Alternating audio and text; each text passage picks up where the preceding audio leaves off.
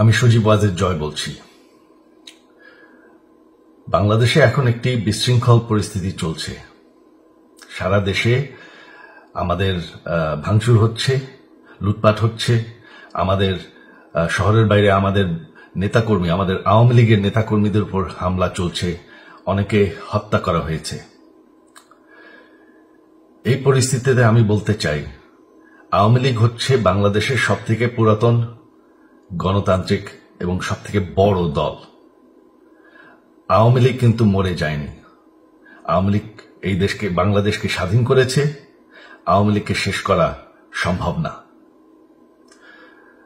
আমরা বলেছিলাম যে আমার পরিবার আর রাজনীতি করবে না, তবে আমাদের নেতাকর্মীর উপর যেভাবে হামলা হচ্ছে, এই পরিস্থিতিতে আমরা হাল ছেড়ে দিতে পারি না।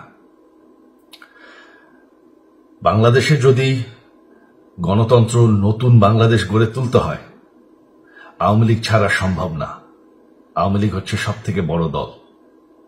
আওয়ামী লীগ কোথাও যাবে না, আওয়ামী লীগ শেষ হয়ে যাবে না। আওয়ামী লীগকে শেষ করা সম্ভব না। আওয়ামী লীগের নেতাকর্মীদের আমি সবাইকে আহ্বান জানাচ্ছি যে আপনারা সাহস নিয়ে দাঁড়ান। আপনারা একা না, আমরা আছি।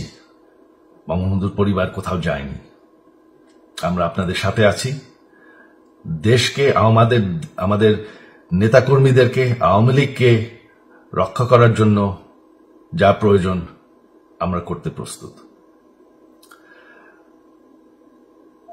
এই যে আমাদের বর্তমান যারাই আছে ক্ষমতায়, তাদেরকে আমি বলবো যে আমরাও একটি গণতান্ত্রিক, শৃঙ্খল, নিরাপদ বাংলাদেশ চাই, জঙ্গিবাদ মুক্ত।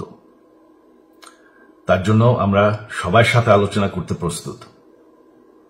শুধুমাত্র তারা যদি জঙ্গিবাদ এবং ভায়োলেন্স বাদ দেয়। শেখ হাসিনা মরে যাননি, আমরা কোথাও যাইনি। বাংলাদেশ আওয়ামী লীগ ছাড়া গণতন্ত্র, নির্বাচন সম্ভব না। এই বলে আমি আমার কথা শেষ করছি। জয় বাংলা।